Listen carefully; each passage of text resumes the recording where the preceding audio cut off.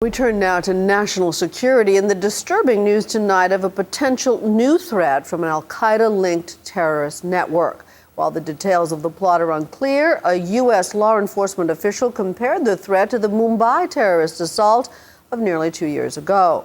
A coordinated commando-style shooting and bombing attack on multiple targets. Brian Ross is here with tonight's report. Brian? Cynthia, senior U.S. and European officials tell ABC News tonight there is a credible threat of a major coordinated series of commando-style terror attacks against France, Germany, Britain, and possibly the U.S. The officials said no specific time or place was known, but that the plot had been detected after the capture this summer of a radicalized German citizen who reportedly had been training with others in Pakistan. Now a worldwide manhunt is underway, and Europe is on high alert. Tonight in Paris, police evacuated the Eiffel Tower for the second time in 2 weeks after a bomb threat was called in. No bomb was found today, but officials in France are taking no chances, given what they believe is a very real threat. We currently have reached a spike in the threat of an attack, which is unquestionable, the head of the French National Police said last week. As I speak to you this very moment, there is a specific threat against French interests, he added.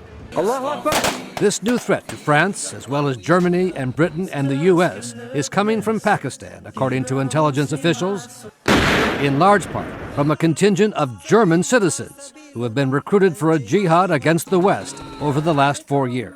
Some are German converts, many are Turks, many are Arabs, and right now we already have the first Afghans and even Iranians in these circles. It's a very mixed bunch of different people, quite internationalist, quite unlike everything we have seen in Europe in recent years. Dozens of Germans have been identified as attending terror training camps in Pakistan, producing videos in German in order to gain more recruits for their radical views. They go, they want to get the training in Pakistan. Many are killed, but those who come back are a threat, and they are a threat not only to Germany, but also to our allies and especially the US, because they are extremely anti-American.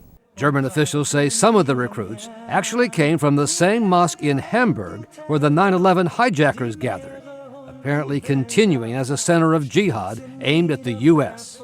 And that is quite shocking. So there is a certain amount of continuity in German jihadism. The Hamburg mosque was closed in early August, just after officials first learned of this latest alleged plot. Young people are groomed, radicalized, and prepared for the so-called holy war, a German official said in announcing the closure. We can't accept this happening in front of our eyes, right in the middle of Hamburg. And that's why we have closed this mosque today and have banned the cultural association, he said. Officials now believe at least one team of German jihadists was dispatched to Europe over the summer, traveling on German passports, which required no visa to enter the U.S. The American authorities are extremely nervous about what is going on. The Germans are extremely nervous about what is going on. With fears of an attack similar to what happened in Mumbai, India 2 years ago. U.S. law enforcement officials say the captured German said the new attack would be a commando-style raid against what were described as soft or economic targets. The attacks in Mumbai were against hotels frequented by tourists. We are all seeing increased activity by a more diverse set of groups and a more diverse set of threats. It was just last week that U.S. officials alluded to the new threat without giving the details of why they were so concerned. Despite the significant counterterrorism pressure abroad, Al-Qaeda continues to be committed to high-profile attacks directed at the West, including plans against Europe as well as the homeland. All of this helps to explain the dramatic increase in the U.S. airstrikes with drones in the mountainous area along the Pakistani and Afghan border. At least 70 attacks this year alone, with new ones announced each day, as General David Petraeus explained to Martha Raddatz of ABC News. The sanctuaries and safe havens, again, there will have to be more done about them. And you're putting pressure on them. So there will have to be more pressure on them, there's no question. Especially in light of one other claim made by the captured German, that this latest plot was personally approved by Osama bin Laden, an indication, if true, that he is still alive and still directly involved in trying to attack the West in a spectacular way.